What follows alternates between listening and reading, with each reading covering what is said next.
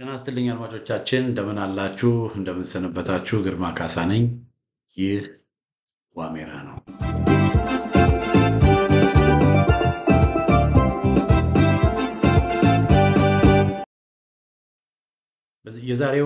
በዛሬው የዋሜራ መርሃ ግብራችን ትኩረታችን የምናደርገው ዛሬም ወሎ ላይ ይሆናል።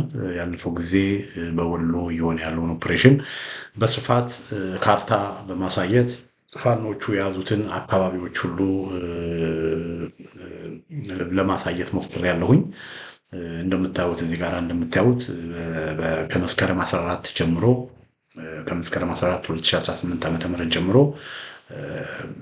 አብዛኛው የሰሜን ወሎ እና አብዛኛው የደቡብ ወሎን አካባቢዎች የአማራ ፋኖ ብሔራዊ ኃይል ሚኒሊክ ዕዝ የተቆጣጠረበት ሁኔታ ነው ያለው እና እነዚህን አካባቢዎች ተቆጣጥሮ ደሴና ኮምቦልቻ ዙሪያ ደሴና ወልዲያ ዙሪያ ሁሉ ሳይቀር ኦፕሬሽኖችን እያደረገ እንዳለ አገዛዙም ደግሞ ከፍተኛ ወልዲያንና ደሴን ላለማስነጠቅ ከፍተኛ የሆነ ትንቅንቅ እያደረገ እንደሆነ ገልጬ ነበረ እና ይሄ እንግዲህ የፋኖች እንቅስቃሴ የደሴና የወልዲያ ጉዳይ እንደተጠበቀ ነው። እሱን አገዛዙ ያው ውጊያ ነው ያለው። በውጊያ ላይ ደግሞ ያው መሸነፍ አለ። ፋኖች ሊቆጣጠሩት ይችላሉ። ፋኖች ታክቲካል ሪትሪት ሊያደርጉ ይችላሉ። ለምን አገዛዙ ኮንሰንትሬት አድርጎ የድሮን ጥቃቶችንም ሁሉ እየፈጸመ በድሮን አካባቢውን ሁሉ ሞኒተር እያደረገ እየተመለከተ ያለበት ሁኔታ ነው ያለው። ስለዚህ ውጤቱ ምን እንደሚሆን ወደፊት የምናየው ይሆናል። ነገር ግን ፋኖች በደሴና በወልዲያ ያለው ነገር ስቴልሜት ቢሆንም በቃ አንዱም ሌላውም በቃ ባሉበት ቦታ ቢሆንም በሌሎቹ አካባቢዎች ግን ፋኖች ኦፕሬሽኖቻቸውን እያደረጉ ዘመቻዎቻቸውን እያደረጉ ነው። ያልተቆጣጠሯቸውን አካባቢዎች በሙሉ እየተቆጣጠሩ ለምን አገዛዙ እነዚህን አካባቢዎች ስንቅና ትጥቅ ማቀበል አይችልም። እንዳልኳችሁ ደሴና ወልዲያ አካባቢ በሚሌ በኩል ከሚሌ በጭፍራ አድርጎ ወደ ወልዲያ ከሚሌ በካሳጊታ ባቲ አድርጎ ወደ ኮምቦልቻ አድርጎ ወደ ደሴ ተጨማሪ ኃይል ማስገባት ይችላል። ለምን መንገዱ ክፍት ነው። ከዛ ባለፈ ግን በሌሎቹ የወሎ አካባቢዎች ግን ተጨማሪ ኃይል ማስገባት አልቻለም። ስለዚህ በቃ ታጥረው ነው ያሉት። በየቦታው ያሉ የአድማ በታኝ በሏቸው፣ ሚሊሻ በሏቸው፣ የመከላከያ ክፍለ ጦሮች በሏቸው፣ በየቦታው የገቡት በሙሉ ምን ሆኗል? ታጥረው ነው ያሉት። ስለዚህ እነዚህን የማጥራት ስራ ፋኖች እየሰሩ ነው በአሁኑ ጊዜ። እነዚህን የማጥራት ስራ ፋኖች እየሰሩ ነው እና እዚህ ጋር ከሳልኳቸው በአረንጓዴ ከሳልኳቸው አካባቢዎች የበለጠ ብዙ ቦታዎችም ነፃ እየወጡ እንደሆነ ነው እንግዲህ ሜዳ ላይ ያሉ መረጃዎች የሚጠቁሙት። የአማራ ፋኖ ብሔራዊ ኃይል የሚኒሊክ ዕዝ በጣም ተጠናክሮ ነው እንግዲህ ይህንን ነገር እያደረገ ያለው እና እንግዲህ አንዱ ትልቁ የወሎ ፋኖች አስደማሚ ስኬት ሚስጥሩ ምንድን ነው የሚለውን ነው እንግዲህ ዛሬ ምንድን ነው ሚስጥሩ? ለምን ይህንን ነገር ማየት ይቻላል? ብዙዎቻችን ያላሰብነው ብዙዎቻችን ያልገመትነው ለምን ይህንን ነገር ማየት ይቻላል የሚለው ጥያቄ እንግዲህ ሊነሳ የሚችለው ትልቁ ጥያቄ እሱ ነው። አድማጮቻችን በጣም በርካታ ወገኖች በትንሽ ነገር ደስ ይለናል፣ በትንሽ ነገር እንከፋለን። የአማራ ፋኖ ብሔራዊ ኃይል ለምሳሌ በቅርቡ ሲምፖዚየም አድርጎ ነበረ እና በሲምፖዚየሙ ድጋፍ የማሰባሰብ እንቅስቃሴ አድርጎ ነበረ። አብዛኛው ለውጥ ፈላጊ ማህበረሰብ የአማራው ማህበረሰብም ሆነ ኢትዮጵያዊ ማህበረሰብ ሜዳ ላይ ፋኖች ከፍተኛ ትንቅንቅ እያደረጉ ከፍተኛ ዋጋ እየከፈሉ እንደሚገባው ድጋፍ ያደረገበት ሁኔታ የለም። ሀገር ቤት ያለው ህዝብ ይደግፋቸዋል። ነገር ግን በተለይ በውጭ ሀገር ያለው ዳያስፖራው እንደሚገባው ግን ለፋኖች ድጋፍ ያደረገበት ሁኔታ አይደለም ያለው። ፋኖች ለምን አንድ አይሆኑም? ፋኖች ለምን አዲስ አበባ አይገቡም? ፋኖች ለምን በቃ አቃቄር እያወጣን ብዙ ጊዜ ጀርባችንን ለፋኖች የሰጠንበት ሁኔታ ነው ያለው። እነሱ ህይወታቸውን አዋርደው ኑሯቸውን ትተው በረሃ ጫካ ወርደው ለሀገርና ለህዝብ ሲፋለሙ እነሱ መካከል ያሉ ችግሮችን አጉልተን እያወጣን እነሱ መካከል ያሉ አንድ ሁለት ሶስት አስቸጋሪ ሰዎችን እያየን በጥቂት አስቸጋሪዎች በጥቂት ስህተቶች ሌላውን በሙሉ በጅምላ እየፈረጀን አብዛኞቻችን በተለይ በዲያስፖራ ያለን ሰዎች ለፋኖ የሚገባውን ድጋፍ አላደረግም።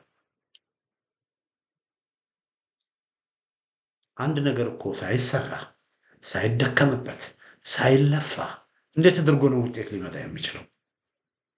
እኛ በውጭ ሀገር እንዳለን ኢትዮጵያውያን ለፋኖም ሆነ ለትግሉ የሚያስፈልገውን ሳናማረር ሳናቁረመርም የሚያስፈልገውን ድጋፍ እያደረግን የበለጠ እንዲጠናከሩ ስህተትም ካላቸው ስህተታቸውን እንዲያርሙ ክፍተትም ካላቸው ክፍተቶቻቸውን እንዲሞሉ አድርገን የበለጠ እንዲጠናከሩ ማድረግ ሲገባን ያንን አላደረግን ወገኖች። ይሄ በወሎ ፋኖች በአማራ ፋኖ ብሔራዊ ኃይል የታየው ውጤት እውነት ለመናገር ከሆነ አገር ቤት ራሱ ያለው ህዝብ ከጎናቸው ስለሆነ የተገኘው እንጂ ከዲያስፖራው እንደሚገባው ድጋፍ አላገኙም። ይሄ በግልጽ ሊታወቅ ይገባል። ለምን እኛ በቃ ተከፋፍለናል። በአፋሕድ ምክንያት በእስክንድር ነጋ ምክንያት ተከፋፍለናል። ብዙዎቻችን ሜዳ ላይ እየተዋጉ ያሉ ካሉት ፋኖች ይልቅ እስክንድር ነጋን አስፈልጠናል። ብዙዎቻችን እስክንድር ነጋ አስፈልጠናል። እስክንድር ነጋ ካልመራው በሚል ፋኖች ላይ ፊታችንን አዞረናል እና ብዙ ስህተቶች ሰርተናል ወገኖች፣ ብዙ ስህተቶች ሰርተናል። ነገር ግን ይሄ እዚህ ያየን ያለነው ውጤት ሜዳ ላይ የታየው ውጤት ግን በከባድ መስዋዕትነት የተገኘ ውጤት ነው። እዚህ ደረጃ ለመድረስ እነ ምሬ ወዳጆ እነ ሻለቃ ድርሳን በብዙ ሂደት ውስጥ አልፈዋል።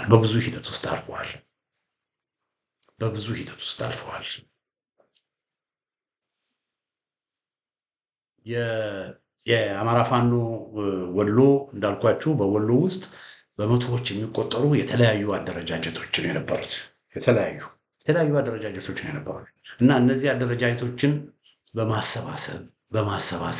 በማሰባሰብ ሁለት እዞች በወሎ ሁለት እዞች ተቋቋሙ።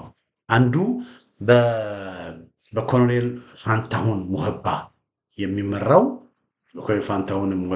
የሚመራው የአማራ ፋኖ እዚህ ጋር ኮሎኔል ፋንታሁን ማለት ከላይ ፀጉር ያላቸው በስተቀኝ በኩል ከምሬ ወዳጆ በስተሰሜን በስተላይ ያሉት ናቸው። ኮሎኔል ፋንታሁን ሙህባ የሚመራ የአማራ ፋኖ ወሎ እዝ ተቋቋመ። የአማራ ፋኖ ወሎ እዝ። ከዛ ደግሞ በምሬ ወዳጆ የሚመራ ደግሞ የምስራቅ አማራ ፋኖ እዝ ደግሞ ተቋቋመ። ስለዚህ በወሎ ሁለት እዝ ነው የነበረው።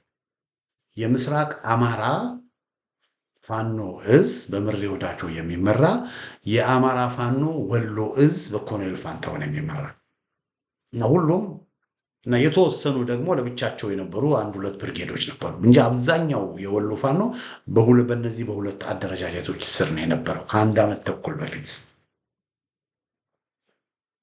ኮሎኔል ፋንታሁን አብዛኛውን 80% የወሎ ፋኖችን የታቀፉት በአማራ ፋኖ ወሎ እዝ ስር ነበረ። በወቅቱ በምሬ ስር የታቀፉት ወደ 20% የሚሆኑት ናቸው እና የአማራ ፋኖ ምስራቅ አማራ እዝ የሚቆጣጠራቸውን ቦታዎች በዋናነት ቆቦ እና ከወልዲያ በስተሰሜን 1 2 3 ወረዳዎች ብቻ ነበረ እነ ምሬ ወዳጆ የሚንቀሳቀሱት። ዋና መሰረታቸው ቆቦና ከወልዲያ በስተሰሜን ጎብዬ ምናምን አካባቢ ነበር ዋና መሰረታቸው። በተወሰነ መልኩ አልፎ ወደ ወረባቦ ወረድ ይላሉ በስተምስራቅ በኩል፣ ወደ ምዕራብ ደግሞ ወደ ተኩለሽ አንዳንዴ ሄድ ይላሉ እንጂ አብዛኛው በቃ ከቆቦ ላይ መሰረት ያደረገ አደረጃጀት ነበር። በጣም ግዙፍ ጠንካራ፣ ከወያኔ ጋር ውጊያ ሲደረግ የነበረ ጊዜ ትልቅ ልምድ ያለው ጦር ነው እነ ምሬ የነበራቸው እና ያ የአማራ ፋኖ የምስራቅ አማራ ፋኖ እዝ ተብሎ ይታወቅ ነበር። ትልቁ በወቅቱ የላስታ ሳምነው ክፍለ ጦር ይባል የነበረው፣ እንደዚሁም ደግሞ በአምሳ አለቃ ወንድሙ የሚመራው የላስታ ኮማንደሩ ፍቅሩ ያሉበት የላስታ ሳምነው ክፍለ ጦር የሚባለው በአብዛኛው ዋገምራና በአብዛኛው ሰሜን ወሎ የሚንቀሳቀስ ትልቅ ግዙፍ ኃይል ነው። አሁን የላስታ ኮር የሚባለው እና ይህ ኃይል እንደዚሁም ደግሞ በእነ ድርሳን ከኮሎኔል ፋንታሁን ጎን ያለ ነው። እነ ድርሳን ያሉበት የልጅ ኢያሱ ክፍለ ጦር እንደነ ወሬሉ፣ ጉጉፍቱ፣ ኩታበር፣ አምባሰል ምናምን የመሳሰሉ አካባቢዎችን የሚቆጣጠር ማለት ነው። የልጅ ኢያሱ ግዙፍ ክፍለ ጦር። ሶስተኛ ደግሞ በዚህ ጋር ከታች የምታዩት ከምሬ ጎን ያለው በሻለቃ ሀብታሙ ደምሴ የሚመራው የእስክንድር ነጋ ክፍለ ጦር የሚባል ነበር እና የወሎ ፋኖች ለእስክንድር ነጋ ትልቅ ክብርና ፍቅር ነበራቸው ያኔ እና የእስክንድር ነጋ ክፍለ ጦር የሚባል እንዳለ ምዕራብ ወሎን፣ መቅደላን፣ አማራ ሳይንትን፣ ለጋምቦ፣ ሰከላ፣ ጃማ፣ ወግዲ፣ ቦረና፣ ደብረሲና እነዚህን በሙሉ አብዛኛው ምዕራብ ወሎ የሚቆጣጠር የእስክንድር ነጋ የሚባል ክፍለ ጦር አለ። ይህ ክፍለ ጦር በሻለቃ ሀብታሙ ደምሴ የሚመራ የነበረ ነው። አራተኛው ደግሞ በራሳቸው በኮሎኔል ፋንታሁን የሚመራው የተወሰኑ የአምባሰል ወረዳ ቀበሌዎችን፣ የተወሰኑ የጉባ ላፍቶ ወረዳ ቀበሌዎችን፣ እንደዚሁም ደላንታ፣ ዋድላ፣ ዳውንት የመሳሰሉ አካባቢዎችን በዛ የሚንቀሳቀሱ የመቅደላ ጽናት የሚባል ክፍለ ጦር ነበር። እነዚህ አራት ክፍለ ጦሮች በመቅደላ ጽናት በኮሎኔል ስር ነው ያሉ። እነዚህ አራት ክፍለ ጦሮች የአማራ ፋኖ ወሎ እዝ የሚባል መስርተው በሻለቃ በኮሎኔል ፋንታሁን ስር ነበሩ። ያዛችሁልኝ እና አብዛኛው በኮሎኔል ፋንታሁን ስር የነበረው ጦር በጣም ከ80 በላይ የሚሆኑ የወሎ ፋኖ በኮሎኔል ፋንታሁን ስር በአማራ ፋኖ ወሎ እዝ ስር ነው የነበረው። አሁን እነዚህ ሁለቱን አንድ ለማድረግ እጅግ በጣም ብዙ ውይይቶች ተደረጉ። ሁለቱን እዞች ለማዋሃድ ውይይቶች ተደረጉ እና በእነዚህ ውስጥ መሪ ማን ይሁን የሚል አንዳንድ አለመስማማቶች ተነሱ፣ አንዳንድ ግጭቶች ተነሱ። እንደገና ደግሞ የውህድ ድርጅቱ ስም ማን ይሁን በሚል ውዝግቦች ተነሱ። መጨረሻ ላይ ኮምፕሮማይዝ አደረጉና መመቻመች ኮምፕሮማይዝ አደረጉና የድርጅቱ በኮሎኔል ፋንታሁን የሚመራው እዝ ስም የውህድ ፓርቲው እዝ እንዲሆን ተወሰነ። ስለዚህ ውህድ ድርጅቱ ውህድ አደረጃጀቱ የአማራ ፋኖ ወሎ እዝ ተባለ። እነምሬ ወዳጆ የምስራቅ አማራ መባል አለበት የሚለውን ቅድመ ሁኔታቸውን ለወሎ አንድነት ሲሉ ወደ ጎን አደረገ። ስለዚህ የኮሎኔል ፋንታሁንን ጥያቄ ተቀበሉ ማለት ነው። እንደገና አመራርን በተመለከተ ዋርካው ምሬ ወዳጆ የአማራ ፋኖ ወሎ እዝ ሊቀመሪ እንዲሆን ሲመረጥ፣ ኮሎኔል ፋንታሁን ደግሞ የአማራ ፋኖ ወሎ እዝ ምክትል መሪና ወታደራዊ አዛዥ እንዲሆኑ ተወሰነ። ስለዚህ በዚህ መልኩ የሁለቱ አንድ ላይ ሆነው የወሎ ፋኖዎች ልክ እንደ ጎጃም አንድ ሆኑ ማለት ነው እና ይሄ በሚሆንበት ጊዜ ልነገራችሁ አልችልም። በመላው የወሎ ፋኖች ዘንድ ጥይት እየተኮሱ ጭፈራው በሉ ደስታው በሉ ሆታው በሉ ልነግራቸው አልችልም። ለምን? አንድነት ኃይል እንዳለው ስለሚያውቁ እና በዚህ መልኩ የወሎ ፋኖች አንድ ሆኑ እና ኮሎኔል ፋንታሁን ትልቅ ስራ የሰሩ ሰው ነበሩ። ይደለም ወሎ አንድ ይሁን፣ ወሎ አንድ እስከሆነ ድረስ፣ ልጆቼ አንድ እስከሆኑ ድረስ እኔ መሪ መሆን የለብኝም፣ እኔ ወታደራዊ አዛዥ ሆኜ ምክትል ሆኜ መቀጠል እችላለሁ ብለው ራሳቸውን ዝቅ አድርገው የወሎ ፋኖ አንድነትን ያስቀደሙ ትልቅ መሪ ነበሩ ኮሎኔል ፋንታሁን እና በወቅቱም ብዙዎቻችን በመረጃ ቴሌቪዥንም በዋሜራ ሚዲያም በተለያየ መልኩ ብዙዎቻችን ይሄ ድርጊታቸውን በማመስገን አክብሮታችንና አድናቆታችንን ገልጸንላቸው ነበር።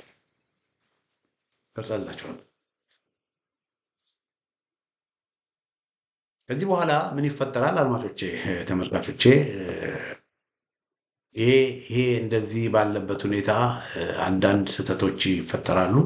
አፋሕድ የሚባል ነገር ይመጣል እና የአማራ ፋኖችን አንድ ላይ እናደርግ በሚል ከወሎ ኮሎኔል ፋንታሁንም እነምሬም መጡ፣ ከጎጃም ዘመነ መጡ።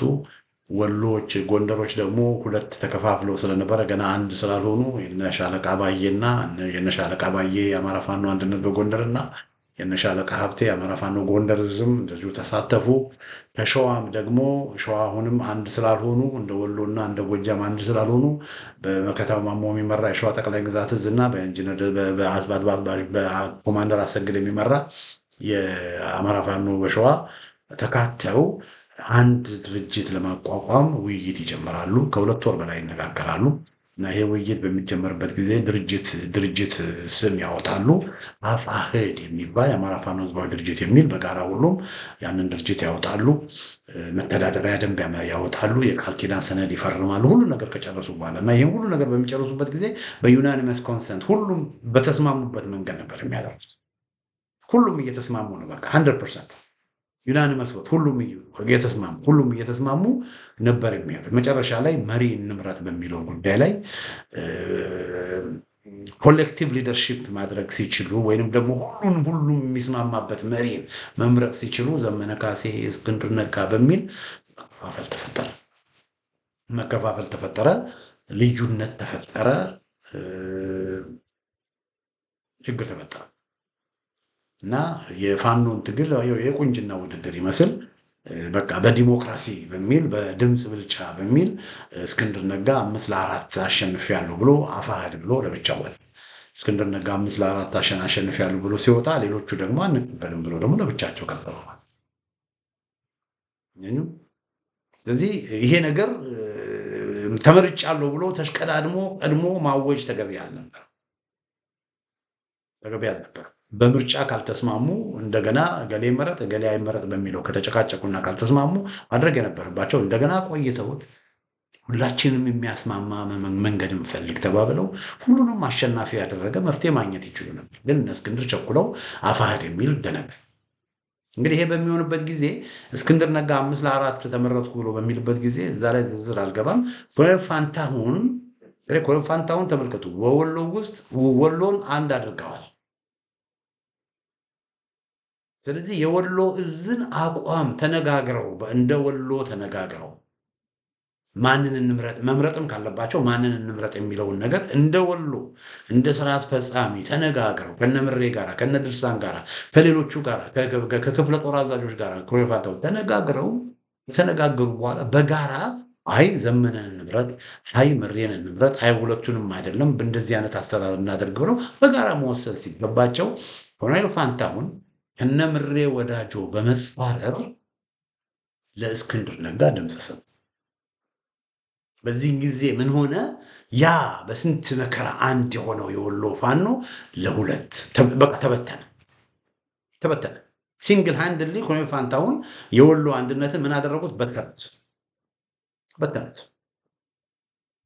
በአፋሕድ ምክንያት ከወሎ አንድነት ይልቅ እስክንድር ነጋን መረጡ። ኮሎኔል ፋንታሁን አፋሕድን መረጡ። ኮሎኔል ፋንታሁን ይሄ እጅግ በጣም ትልቅ ስህተት ነው።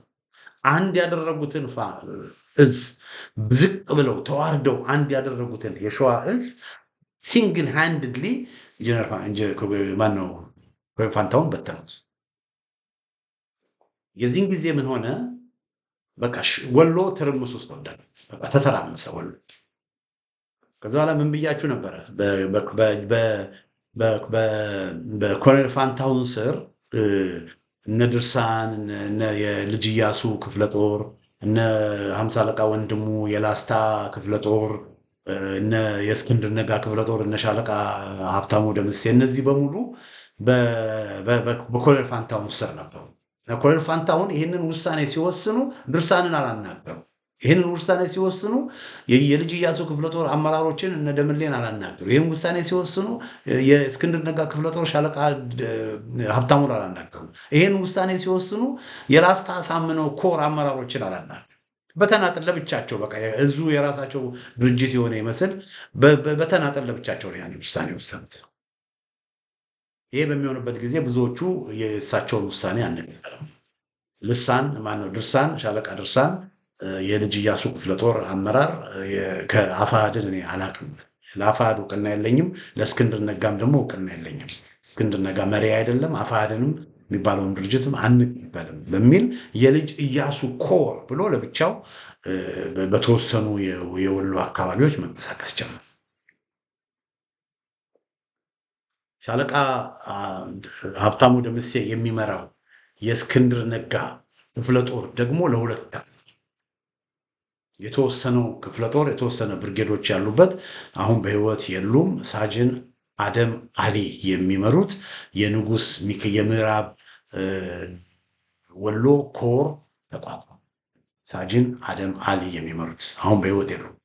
ነገራችን ላይ አድማጮቻችን፣ ተመልካቾቻችን በወሎ የተደረገው ዘመቻ በሳጅን አደም አሊ ስም ወይም አባ ናደው ስም የተደረገ ዘመቻ ነው። ሳጅን አደም አሊ የአማራ ፋኖ ብሔራዊ ኃይል የሚኒሊክ ዕዝ የኢንዶክትሪኔሽን ኃላፊ ከፍተኛ አመራር ነበሩ። የምዕራብ ወሎ ከፍተኛ አመራር ነበሩ እና እሳቸው በውጊያ ላይ በመሞታቸው እሳቸውን ለመዘከር እሳቸውን ለማክበር በሚል ነው ይሄ ዘመቻ በእሳቸው ስም የተደረገ ዘመቻ ነው፣ እንድታውቁት ብዬ ነው። እና ሳጅን አደም አሊ የሚመሩት የንጉስ ሚካኤል ኮር ወይም የንጉስ ሚካኤል ክፍለ ጦር ተቋቋመ እና እንዳለ መቅደላ አካባቢ፣ መቅደላ ወረዳ፣ ሳይንት ወረዳ፣ መሀል ሳይንት ወረዳ፣ ለጋምቦ እንደነገነቴ ምናምን አካባቢ፣ ሰከላ አካባቢ የተወሰኑትን ይዘው ሳጅን አደም መንቀሳቀስ ጀመሩ። የተቀረውን ደግሞ እንደነ ወግዲ እንደነ ቦረና ወረዳ ያሉትን መብረቅ የእስክንድር ክፍለ ጦር የሚባለውን አንቀበልም እስክንድርን አንፈልግም በሚል በቃ የእስክንድርን ስም ወደዛ ጥለው የመብረቅ ክፍለ ጦር የሚል ስያሜ ይዘው ደግሞ በወግዲና በቦረና አካባቢ ሻለቃ ሀብታሙ ደምሴ መንቀሳቀስ ጀመረ። የላስታ ኮር እና 50 አለቃ ወንድሙ ኮማንደር ፍቅሩ ከኮሎኔል ፋንታሁን አመራርነት ወጥተው አፋድን አንቀበልም እስክንድርን አንቀበልም ብለው ወደ እነምሬ ወዳጆ ጋር አደረገ። ያ ብቻ አይደለም፣ ሳጅን አደም አሊም አብዛኛውን ምዕራብ ወሎ ይዘው ከነ ምሬ ጋር ተቀላቀሉ። ስለዚህ በወሎ 4 አደረጃጀት ተፈጠረ ማለት ነው። 4 አደረጃጀት። አንደኛው ምሬ ወዳጆ የሚመራው የአማራ ፋኖ ወሎ ዕዝ የተዋሃደው የነበረው እሱ የላስታ ሳምነው ኮር አብዛኛውን ሰሜን ወሎ የአማራ ምስራቅ አማራ ኮር 1 ምስራቅ አማራ ኮር 2 የሚባሉት ቆቦና ከሰሜን ወልዲያ አካባቢ የሚንቀሳቀሱ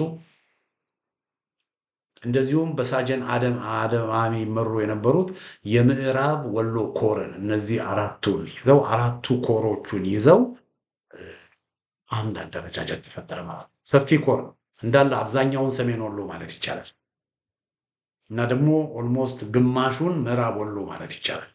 በማን ስር ሆኑ? በነምሬ ስር ሆኑ። ሻለቃ ድርሳን ምስራቃዊ ደቡብ ምስራቅ ወሎን በልጅ ኢያሱ ኮር አደራጅቶ መንቀሳቀስ ጀመረ። ሻለቃ ሀብታሙ ደግሞ እነ ወግዲን እነ ቦረናን ይዞ ምዕራብ ወሎ ኮር በሚል እሱም መንቀሳቀስ ጀመረ። አሁን 4 አደረጃጀቶች ነው የነበሩት።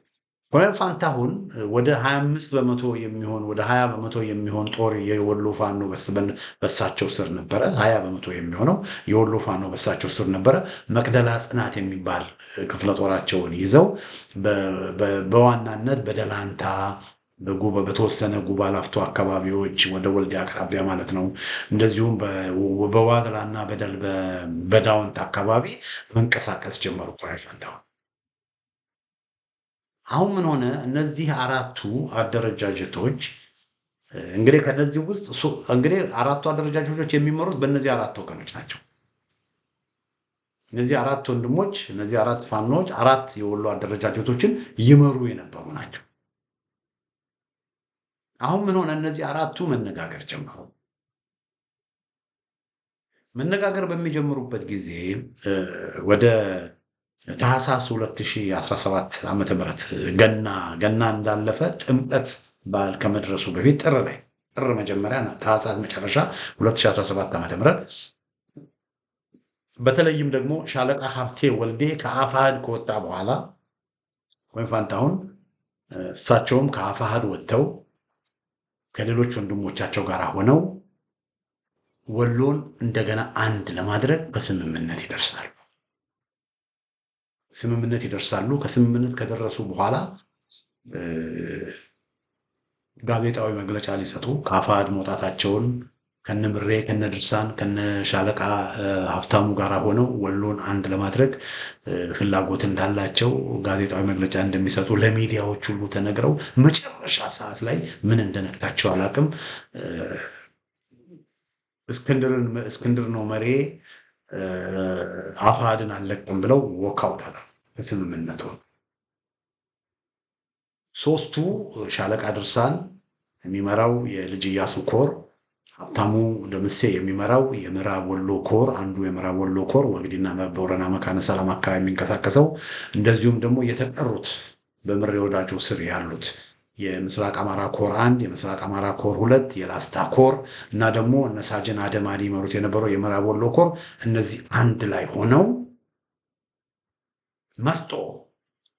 የመርጦ ስምምነት የሚባለውን ከተለያየ አቅጣጫ ሚስጥራዊ በሆነ መንገድ ተነጋግረው ተሰብስበው በአንድ ላይ ተሰባስበው የአማራ ፋኖ በወሎ ቤተ አማራ የሚባል ሶስቱን አደረጃጀቶች ወደ አንድ ያመጣ ድርጅት ይመስላል። እንግዲህ በወሎ እያየን ያለነው አሁን በወሎ ያየነው ውጤት እንግዲህ መሰረቱ የምርጦ ስምምነት መሰረቱ ሶስቱ አደረጃጀቶች አንድ ላይ ሆነው አንድነትን በመመስረታቸው አንድ በመሆናቸው ተነጋገሩ።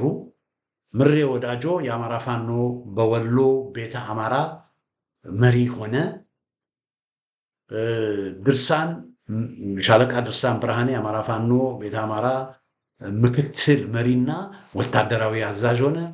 ሻለቃ ሀብታሙ የድርሳን ምክትል መሪና ዋና ወታደራዊ አዛዥ ሆነ። ድርሳን ሀብታሙ ደግሞ ምክትል ወታደራዊ አዛዥ ሆነ። ከዛ ኃይላቸውን አቀናጅተው በቃ ድርጅታቸውን አስተባብረው በጋራ መንቀሳቀስ በጋራ መስራት ጀመሩ፣ በአንድ ድርጅት ውስጥ ማለት ነው። ከዚህ በኋላ ምን ይሆናል? በኮሎኔል ፋንታውን ስር ያሉ በተለይ ደላንታና ጉባ ላፍቶ አካባቢ የሚንቀሳቀሱ ፋኖዎች በኮሎኔሉ ውሳኔ ስላልተደሰቱ ኮሎኔሉን ትተው ወደ ነምሬ ወደ አማራ ፋኖ በወሎ ቤተ አማራ ወደዛ መምጣት ጀመሩ። ስለዚህ ኮሎኔሉ ወደ 20 ምናምን በመቶ የሚሆን ፋኖዎች በሳቸው ስር ነበሩ። አብዛኛው ፋኖዎች ከሳቸው እየወጡ ከወሎ ወንድሞቻችን ጋር አንድ እንሆናለን ብለው የአማራ ፋኖ በወሎ ቤተ አማራ ተቀላቀሉ። ስለዚህ የኮሎኔሉ ኃይል በኮሎኔሉ የሚመራው ኃይል በጣም ቁጥሩ እያነሰ ወደ 5 በመቶ የወሎ ፋኖች 5 በመቶ የሚሆን ኃይል ብቻ ቀራቸው። 95 በመቶ የሚሆነው የወሎ ኃይል በአማራ ፋኖ በወሎ ቤተ አማራ ስር ተሰባሰበ።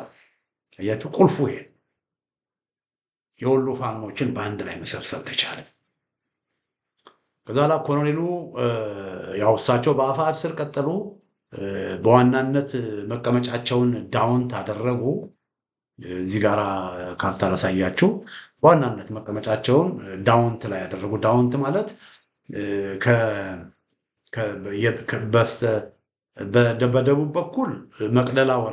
በደቡብ በኩል መቅደላ ወረዳ ደቡብ ወሎ፣ በምዕራብ በኩል ምዕራብ ደቡብ ጎንደር ነው ያለው እና ይቅርታ፣ በምስራቅ በኩል ደቡብ ጎንደር፣ በምዕራብ በኩል ደግሞ ዋድላ ወረዳ ነው ያለው። እና ምንድነው የሆነው? ኮሎኔሉ የእሳቸው ኃይል የተወሰነ ኃይል ኦፓል ምናምንም ስለነበረ ሪሶርስም ስለነበረ ደላንታ አካባቢ የነበረው ኃይላቸው በአገዛዙ ይመታል። ከዛ ኃይላቸውን አሰባስበው ከደላንታ አካባቢ መቀመጫቸውን የት ያደርጋሉ? ዳውንት ላይ ያደርጋሉ። ዳውንት ማለት የምታስታውሱ ከሆነ አፋህድ ከነ ወርቅነህ ገበየሁ ጋራ ድርድር ያደረገበት ቦታ ነው። ከኢጋድ ከአሜሪካ መንግስት ከአውሮፓ መንግስት ከምናምን ጋራ ከነ ወርቅነህ ገበየሁ ጋራ በብልጽግና አመቻችነት ድርድር ያደረገበት ቦታ ነው ዳውንት። እና የኮሎኔሉ የአፋህድ ጦር የነበረበት ቦታ ነው። እና ዳውንት አካባቢ ብቻ ነበር የነበሩት። አብዛኛው አካባቢ በአማራ ፋኖ በወሎ ቤተ አማራ ስር ነው የነበረው። ከዛ ምን ሆነ? አገዛዙ ይገርማል እኮ አገዛዙ በኮሎኔል ፋንታውን የተወሰኑ ታጣቂዎች ላይ እርምጃ ይወስዳል፣ ጥቃት ይፈጽማል። አብዛኛው ኃይላቸው ይበተናል።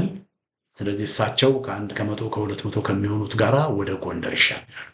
እዚህ ጋር የምታዩት አያችሁ፣ ከደላንታ ወደ ጉባ ላፍቶ ወደ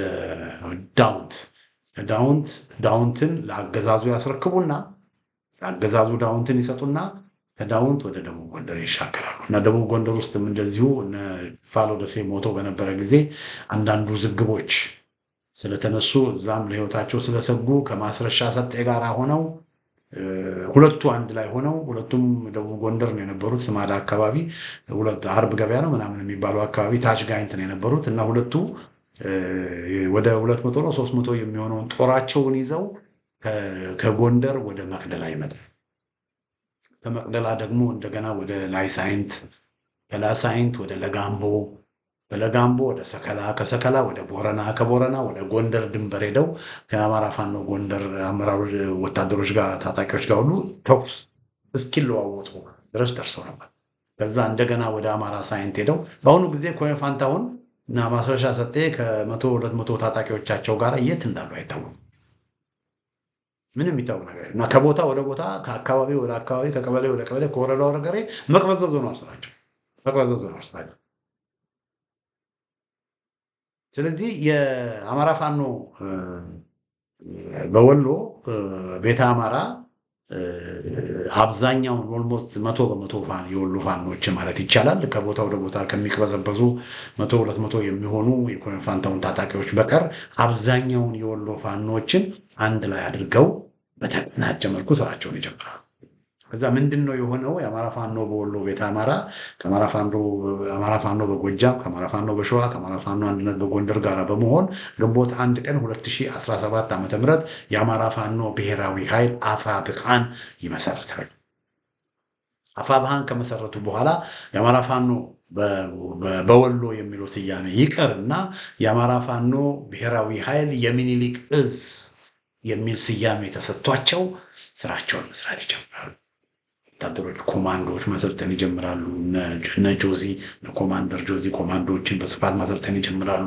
ወታደሮችን በስፋት ማሰልጠን ይጀምራሉ። የአማራ ፋኖ ሚኒሊክ እዝ ውስጥ ስትራቴጂስቶች እስከ አፍንጫ ነው። እነ ኮሎኔል አባይ፣ እነ ኮሎኔል ሞገዝ ዘገየ፣ እነ ኮሎኔል ፋንታሁን መኮይ የመሳሰሉ በርካታ በመከላከያ ውስጥ ስመጥር የነበሩ ትልቅ ችሎታ የነበራቸው የወታደራዊ ሳይንስ የሚያውቁ እነዚህ በሙሉ አንድ ላይ ስለነበሩ እነዚህ በሙሉ ስትራቴጂዝ እያደረጉ በተናበበ መልኩ ኤፊሽንት በሆነ መልኩ ወታደራዊ እቅዶችን ዘርግተው ያንን እቅድ እውን ለማድረግ መንቀሳቀስ።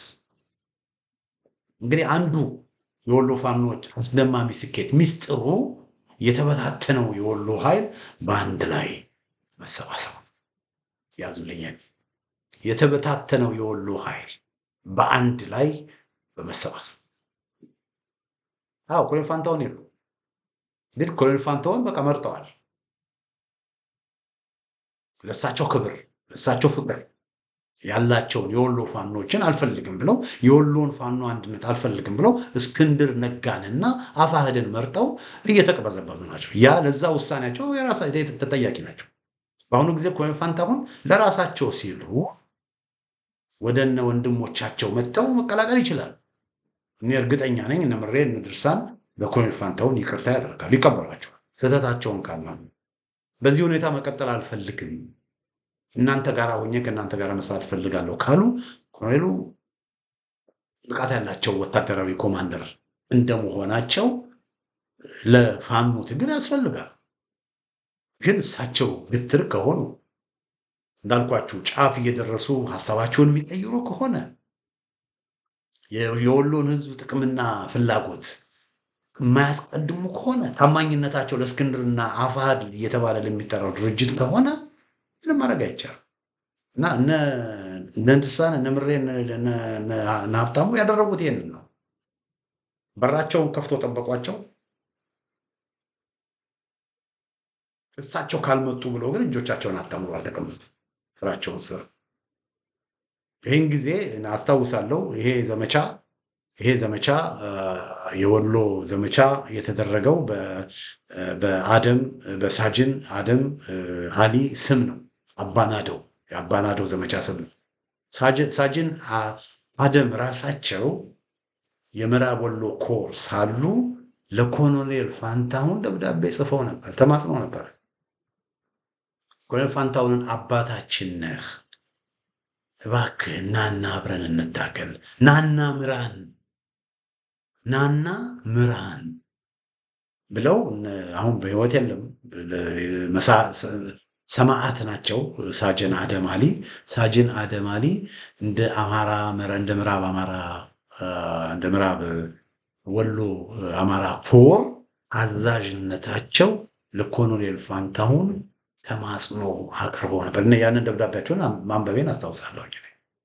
አባታችን ነህ፣ ና እኛ ልጆችህን ናና ምራን ብለው በተመሳሳይ ሁኔታ እነ ኮማንደር ፍቅሩ እና 50 አለቃ ወንድሙ ግዙፉ የላስታ ሳምነው ኮርም እንደዚሁ በተመሳሳይ ሁኔታ አባታችን ኮሎኔል ፋንታሁን ናና ምራን ብለው ተማጽኖ አቅርበዋል። ይህን ሁሉ ተማጽኖ ነው እንግዲህ ኮሎኔል ፋንታሁን ወደ ጎን አድርገው እስክንድር ነጋንና ፋህድን መርጠው ራሳቸውን ገደል ውስጥ የከተቱት። እዚህ አሁንም ኮሎኔሉ ከሰሙ ይህን ፕሮግራም የሚሰሙ ከሆነ ወይም ይህን ፕሮግራም የሰማችሁ ወዳጆቻቸው ካላችሁ አሁንም አልረፈደም። አንደኛ ህይወታቸውን ያትርፉ። በዚህ ሁኔታ ከቦታ ወደ ቦታ ከሀገር ወደ ሀገር የሚቅበዘበዙ ከሆነ ችግር ውስጥ ይገባል።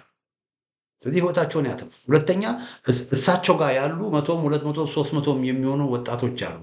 ለነዚህ ወጣቶች ህይወት እንኳ ሲሉ እሳቸው ምናልባት እድሜ ሄዷል ኖር ያለው ሊሉ ይችላሉ። ግን እሳቸው ጋር ያሉ ለጋ ወጣቶች አሉ። የነዚህንም ለጋ ወጣቶች ህይወትም ደግሞ አይብሉ፣ አብሯቸው ላሉ ከሳቸው ፊትና ከሳቸው ኋላ ከሳቸው ቀኝና ከሳቸው ግራ አብሯቸው ከቦታ ወደ ቦታ የሚሄዱ ወጣቶች እሳቸውን አምነው የነዚህ ልጆች ህይወትንም ደግሞ አደጋ ላይ አይክተቱ። ስለዚህ አንድ ስልክ ይበቃል።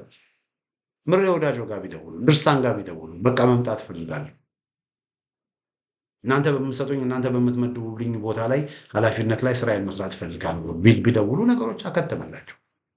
ይሄን በማድረጋቸው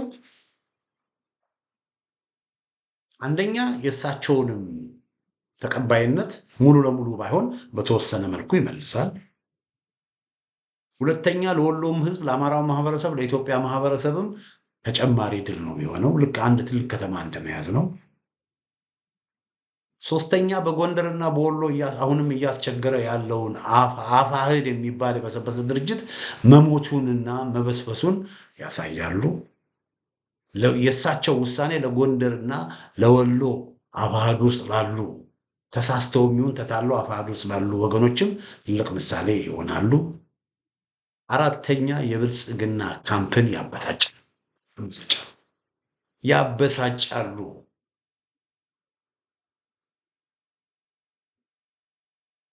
ስለዚህ አሁንም መመለሳቸው ጥቅም አለው። ስለዚህ ኮሎኔል ፋንታሁን ደግሞ የምታውቁ ወገኖች ካሏችሁ እንደው ለራሳቸው ሲሉ እንዳልኩት ባቡሩ ያለሳቸው ይሄደ ነው።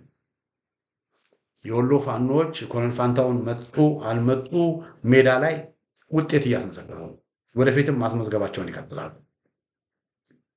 እሳቸው የተወለዱበት አካባቢን ፋኖች የአማራ ፋኖ ብሔራዊ ኃይል ነፃ አውጥቷል። አብዛኛውን ወረባቦ እሳቸው ከወረባቦ ናቸው። የእሳቸውን የትውልድ ቦታ ሁሉ ሳይቀር ፋኖች ነፃ አውጥተዋል። እሳቸው ኑሩም አልኖሩ ግን ለራሳቸው ሲሉ ለሌጋሲያቸው ሲሉ እስካሁን ለደረሰባቸው ችግርና መከራ እንግልት ሲሉ በእሳቸው ስር ደግሞ ላሉ ለጋ ወጣቶች ህይወት ሲሉ አንድ ስልክ ምሬ ወዳጆ ጋር ይደውሉ፣ አንድ ስልክ ሻለቃ ድርሳን ጋር ይደውሉ። ከዛ በኋላ ነገሩ እኔ እርግጠኛ ነኝ፣ ሙሉ መተማመንም አለኝ። እኔ በግሌ ከድርሳንም ጋራ ከሻለቃ ድርሳንም ጋራ በግሌ ከምሬ ወዳጆ ጋራ ተነጋገር ያለ አንድ ጊዜ አንድ ወንድም ሻለቃ ድርሳንን በስልክ ሊያገናኘኝ ሞክሮ ኔትወርክ ችግር ስለነበረ ሻለቃ ድርሳንን አዋርቼዋለሁ። ምሬንም እንደዚሁ አንድ ቀን አዋርቼው አላውቅም። ግን እነሱ ጋር የሚሰሩ ሰዎችን ብዙ አውቃለሁ እና ሙሉ መተማመን አለኝ።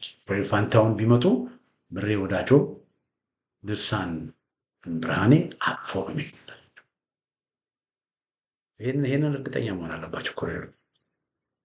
ስለዚህ የወሎ ድል እንግዲህ የመጣው በዚህ ምክንያት ነው አድማጮቼ። የወሎ ድል የተገኘው ዝም ብሎ አይደለም። የወሎ ድል የተገኘው የወሎዎች አንድ በመሆናቸው። ይሄ አንዱ ትልቁ ሪዝን። ሁለተኛ ትልቁ ሪዝን የወሎ ድል፣ የወሎ ፋኖች አስደማሚ ስኬት፣ ሌላው ትልቁ ሚስጥሩ የወሎ ፋኖች በቂ ሚሊተሪ ስትራቴጂስቶችና አዋጊዎች ስላሏቸው በስሜት አይደለም የሚታገሉት፣ በስሜት አይደለም የሚንቀሳቀሱት፣ በጥናት በእቅድ በዝግጅት ነው የሚንቀሳቀሱት። በቂ ስትራቴጂስቶች ስላሏቸው አንድ ወታደራዊ ስትራቴጂ፣ አንድ ወታደራዊ ጀነራል ወደ ውጊያ ከመሄዱ በፊት፣ ወደ ውጊያ ከመንቀሳቀሱ በፊት ዝግጅት ማድረግ አለበት፣ መዘጋጀት አለበት፣ ማጥናት አለበት፣ የኢንቴሊጀንስ ስራ መስራት አለበት። የጠላት ኃይል የት ቦታ ነው ያለው፣ አቅሙ ምን ያህል ነው የሚል ዳታ እና መረጃዎች ማሰባሰብ አለበት። ምን ብናደርግ ነው ምን መታው፣ እንዴት ብናደርግ ነው ምን ቆርጠው የሚል በጣም የተቀናጀ ሶፊስቲኬትድ የሆነ እቅድና ፕላን መውጣት አለ። ዝም ብሎ ወደ ውጊያ መሄድ አይቻልም።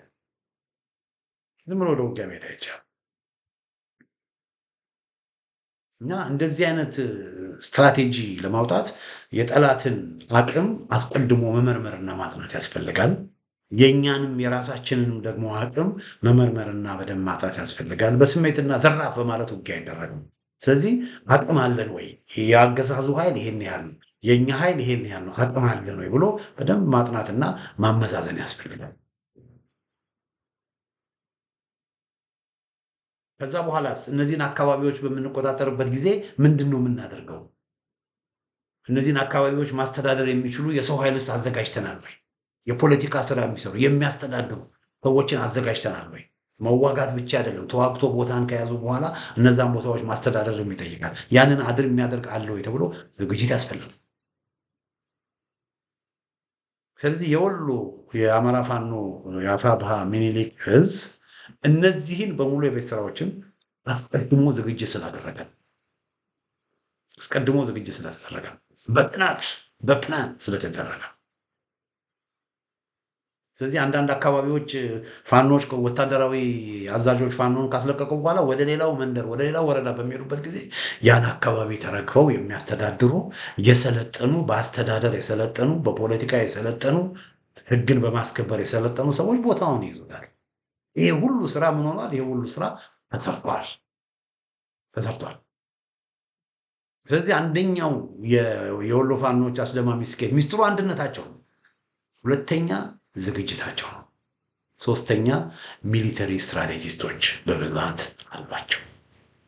በብዛት በአየር ወለድ ውስጥ በሪፐብሊካን ጋር በመሳሰሉ በአየር ወለድ ውስጥ ከፍተኛ ስልጠና የወሰዱ እንዲሁም አሰልጣኝ ሁሉ የነበሩ ኮማንዶዎች ሁሉ የአማራ ፋኖ የወሎ ፋኖች እነሱ መካከል አሉ።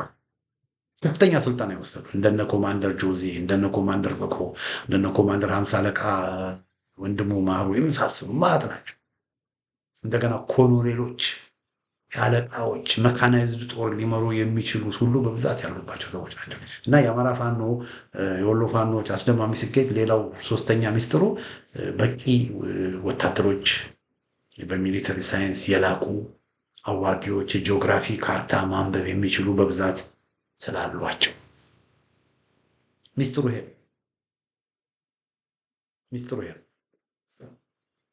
ስለዚህ ይሄው የአማራ ፋኖ በወሎ የታየው